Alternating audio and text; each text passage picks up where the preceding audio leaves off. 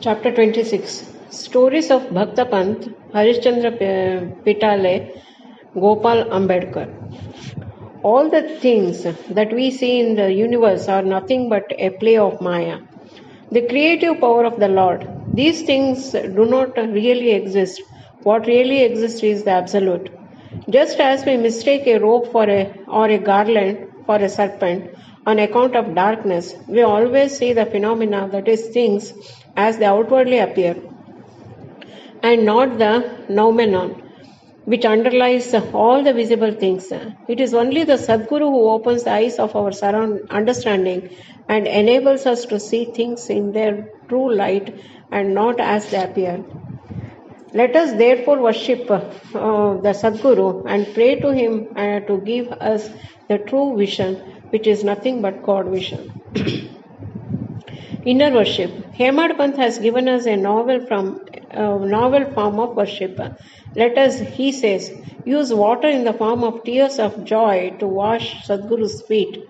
Let us besmear his body with the sandal paste of pure love. Let us cover his body with the cloth of truth, faith. Let us offer 8 lotus in the form of our 8 sattvic emotions and fruit in the form of our concentrated mind. Let us apply to his head the bukka, black powder, in the form of devotion, and tie the waistband of bhakti and place our head at his feet. After decorating the Sadguru with all ornamentation in this way, let us offer ourselves to him and wave chamar of devotion to ward off heat.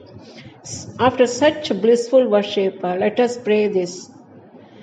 Turn our mind inward, give us discrimination between the unreal and the real, and non-attachment for all worldly things, and thus enable us to get self-realization. We surrender ourselves, body and soul, to you. Make our eyes yours, so that we should never feel pleasure and pain. Control our body and mind as you wish. Let our minds rest at your feet. Now, let us turn to the stories of this chapter. Bhakta Pant. Once it so happened that a devotee by name Pant, a disciple of another guru, had the good fortune of visiting Shirdi. He had no mind to go to Shirdi, but man proposes one way and God disposes the other. He was travelling in a BP and CI railway train where he met many friends bound for Shirdi. They all asked him to accompany them and he could not say no. They alighted at Mumbai while Pant got down at Virar. There he took the permission of his guru for the Shirdi trip and after arranging for the expenses left the party for Shirdi. They all reached the place in the morning and went to the masjid at about 11 a.m. On seeing the concourse of the devotees assembled for Baba's worship, they were all pleased, but Pant suddenly got a fit and fell senseless. They were all frightened. Still, they tried their best to revive his senses. With Baba's grace, after sprinkling water over his head, he regained his consciousness and sat upright as if he was just awakened from sleep. The omniscient Baba, knowing that he was a disciple of another guru, assured him and confirmed his faith on his own guru by addressing him as follows. Come what may, leave not but stick to your own bolster, support, that is Guru, and ever may remain steady with him. Pant at once knew the significance of his remark, and thus he was reminded of his Guru. This kindness of Baba he never forgot in his life. Harishchandra Pitale. There was a gentleman by name Harishchandra Pitale in Mumbai. He had a son who suffered from epilepsy. He tried many allopathic and Ayurvedic physicians, but there was no cure. There remained only one way of remedy, that is restoring of to the saints.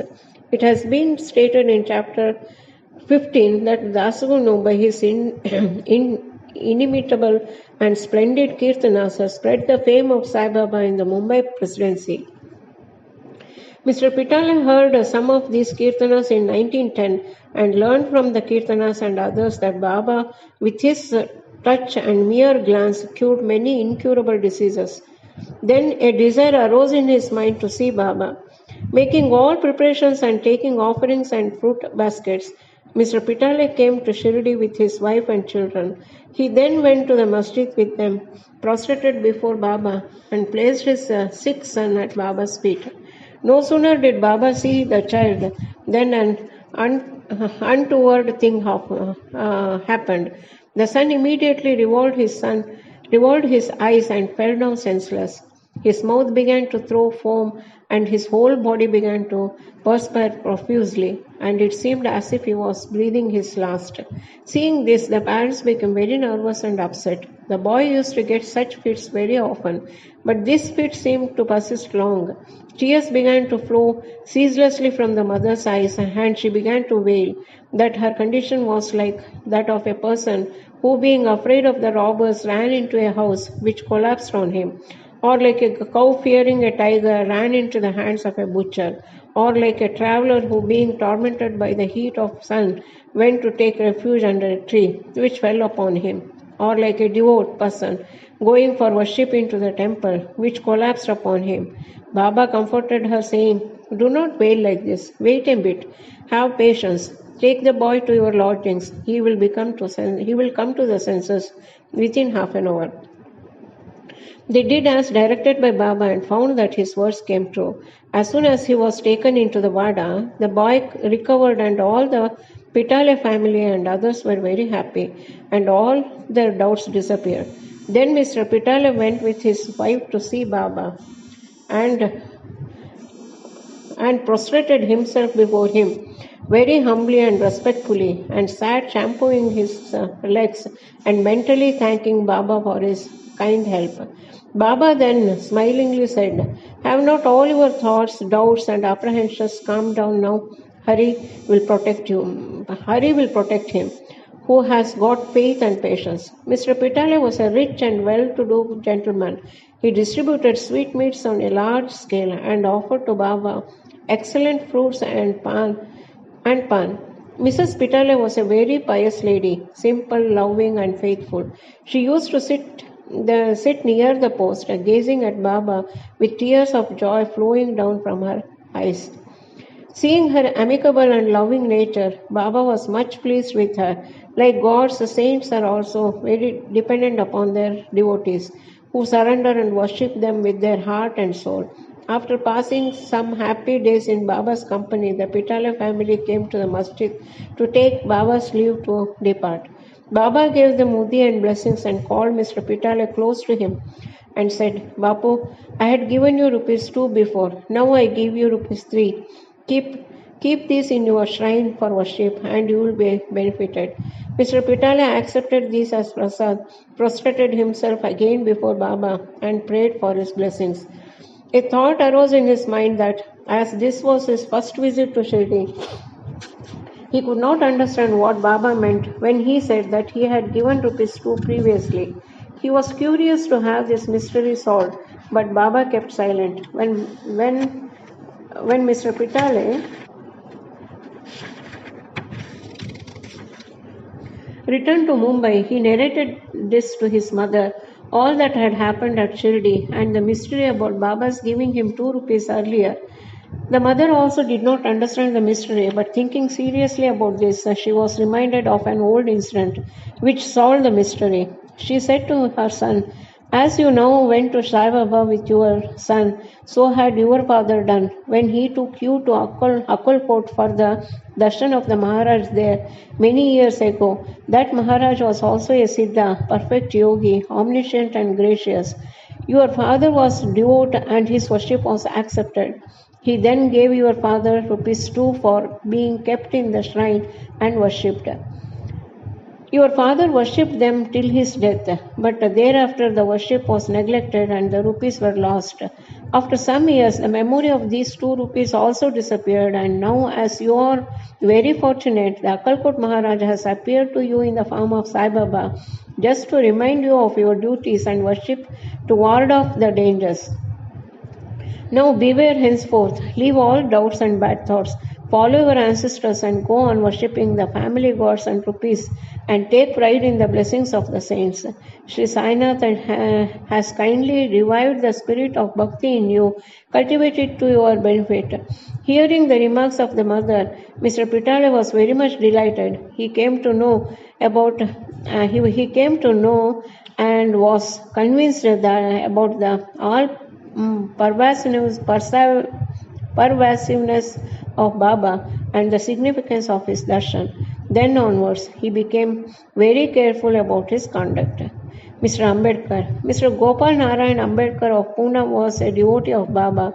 He served for 10 years in the Abkari department in the Thana district and in Jawahar state, from where he had to retire. He tried to get some other job, but he did not succeed. He was overtaken by other calamities and his condition grew from bad to worse. He passed 7 years in this condition, visiting Shirdi every year and placing his grievance before Baba. In 1916, his plight became worse and he decided to commit suicide in Shirdi.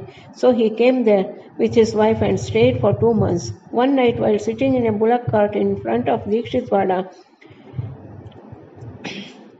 he resolved to end his life by throwing himself into the well close by.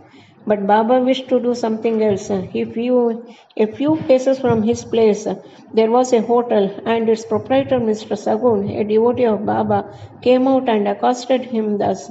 Did you ever read Akalkot Maharaj's life? Ambedkar took his book from Sagun and began to read it casually. Or we may say providentially, he came across a story which was to this effect.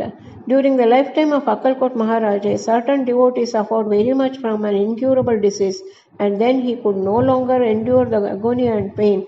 He became desperate, and in order to end his miseries, threw himself one night into a well. Immediately the Maharaj came there and took him out with his own hand and advised him thus. You might bear the fruit, good or bad, of your past actions. If it is incomplete, suicide won't help you. You have to take another birth and suffer again. So instead of killing yourself, why not suffer for some time and finish up the fruit of your past deeds and be done with it once and for all. Reading this appropriate and timely story, Ambedkar was very much surprised and moved. Had he not got Baba's hint through the story, he would have been no more. On seeing Baba's all-pervasiveness and benevolence, his faith in him was confirmed and he became a staunch devotee. His father was a devotee of Akalkot Maharaj and Sri Baba wanted him to walk in his father's footsteps and continue his devotion to him. He then got Sri Sai Baba's blessings and his prospects began to improve. He studied astrology and gained proficiency in it and thereby improved a lot. He was able to earn sufficient money and passed his later life in ease and comfort. Bo to Sri Sai, peace be to all.